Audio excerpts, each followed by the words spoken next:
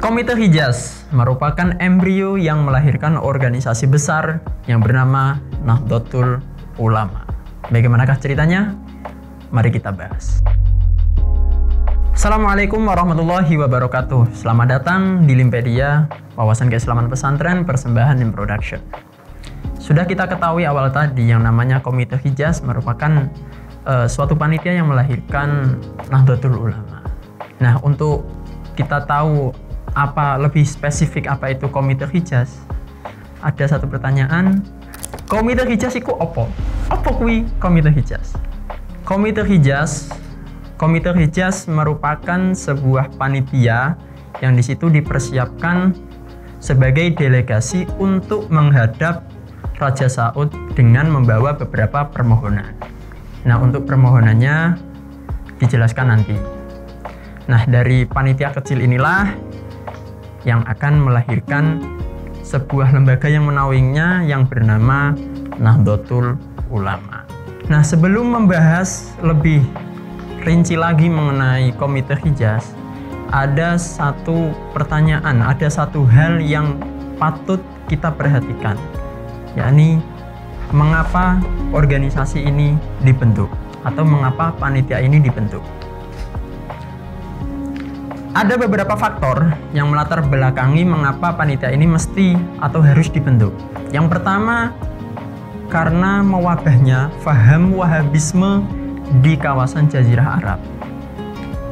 Sudah kita ketahui, di awal abad ke-18 terjadi persekongkolan politik yang bernuansa agama yang terjalin antara Muhammad bin Abdul Wahab dengan Muhammad ibnu Sa'd. Nah, dari persekongkolan yang solid ini ditaklukkanlah beberapa daerah yang di situ mulanya warganya ini berfaham Ahlus Sunnah wal Jamaah. Setelah ditaklukkan, mau nggak mau dipaksa mereka berfaham Wahabisme, dan akhirnya faham Wahabi tersebar luas di kawasan Jazirah Arab. Faktor selanjutnya, Raja Ibnu Sa'ud di situ membuat beragam kebijakan yang sifatnya ini sentimental untuk kalangan Muslim dunia, terutama di Indonesia lah. Nah, salah satu kebijakannya apa? Ini si Raja Ibnu Sa'ud membuat kebijakan mau merenovasi Masjid Nabawi yang di situ renovasinya sampai menggusur makamnya Kanjeng Nabi Muhammad SAW. Tentunya banyak penolakan dong karena kebijakan ini. Dan juga si Raja Ibnu Sa'ud ini membuat kebijakan pelarangan praktek ziarah makam. Tentunya ya juga terjadi penolakan di berbagai daerah.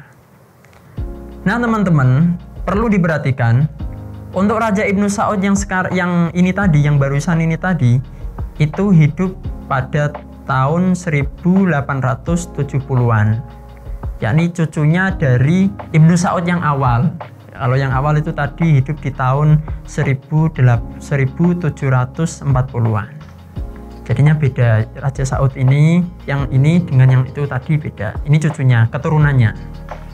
Faktor selanjutnya, yakni karena di tanah Hijaz ini, kawasan Jazirah Arab ini, faham Wahabi sudah mewabah, akhirnya banyak cendekiawan Muslim atau pelajar dari Indonesia yang belajar di sana ini pada pulang ke tanah air. Nah, ini kepulangan mereka ini juga mereka sambil membawa faham pan-islamisme atau faham pembaharuan Islam, yang mana faham ini bercorak puritan dan kurang akomodatif terhadap tradisi lokal. Yang mana gerakan ini atau faham ini berkembang di Mesir, penggagasnya Jamaluddin Al-Afghani. Untuk menangkal pemikiran ini dan juga untuk melestarikan corak keislaman yang berbudaya dan bertradisi, maka haruslah dibentuklah suatu wadah yang membentenginya. Singkat cerita, atas restu dari Mbah Hasyim Asy'ari, tepatnya pada tanggal 31 Januari tahun 1926, dibentuklah panitia kecil ini yang bernama Komite Hijaz. Nah, untuk siapa saja yang masuk struktur dalam panitia kecil ini, yakni ada Mbah Wahab Hasbuwah sebagai penasehatnya dan Yai Hasan Kipo sebagai ketuanya. Untuk yang lain bisa dilihat di sini di layar video Anda. Awalnya komite ini mengirimkan Kiai Haji Raden Asnawi Kudus sebagai delegasinya. Nah, karena beliaunya ini di waktu tengah perjalanan ketinggalan kapal, maka suratnya ini hanya dikirimkan melalui via telegram. Nah, sekarang nih, apa aja tuntutannya? Ada 5 permohonan yang ditulis atau yang diajukan dari Komite Hijaz ini yang dimohonkan untuk Raja Saud di Hijaz sana. Salah satunya yang pertama, memohon diberlakukan kebebasan bermadhab yang diberlakukan di tanah Hijaz. Salah satu madhab dari madhab Hanafi, madhab Maliki, madhab Syafi'i, dan madhab Hambali. Nah, untuk yang lainnya bisa kalian baca nih di sini di video Anda sini.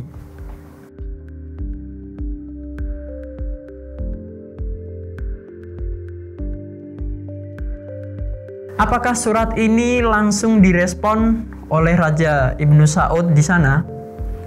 Ternyata tidak. Surat pertama yang dikirimkan melalui via telegram sebagai mosi ke Forum Muktamar Islam di Mekah ini tidak dibalas dan tidak direspon oleh Raja Ibnu Saud. Di lain sisi, para bawahannya, para antek-anteknya di sini semakin barbar lah, memberangus situs bersejarah yang berada di Makkah, Madinah, dan Tanah Hijaz secara umumnya.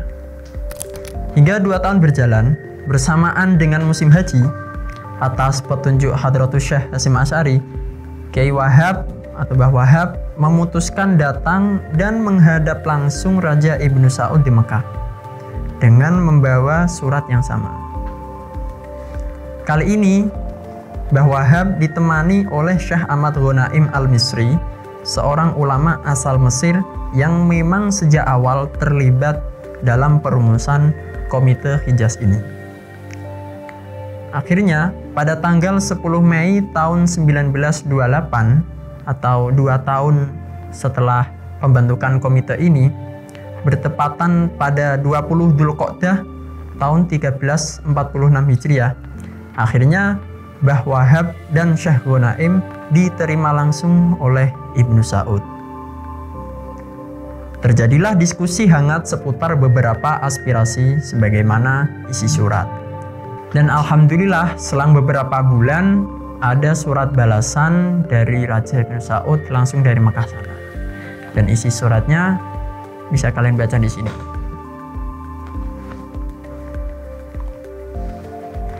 Kalau ditelisik dan diteliti lebih lagi, jawaban dari Raja Ibnu Saud ini kurang begitu tegas dan lugas dalam responnya.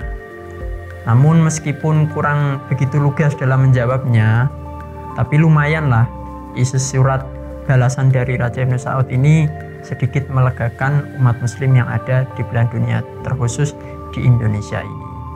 Namun, untuk poin yang kedua, yang berupa meminta supaya tempat-tempat bersejarah tetap diramaikan, kurang mendapat perhatian dari sang raja. Bahkan terkesan mengabaikan.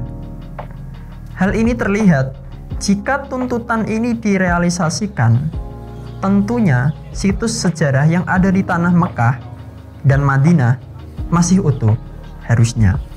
Namun, faktanya malah hampir 98% situs bersejarah di sana hampir punah oleh proyek pembangunan Masjidil Haram.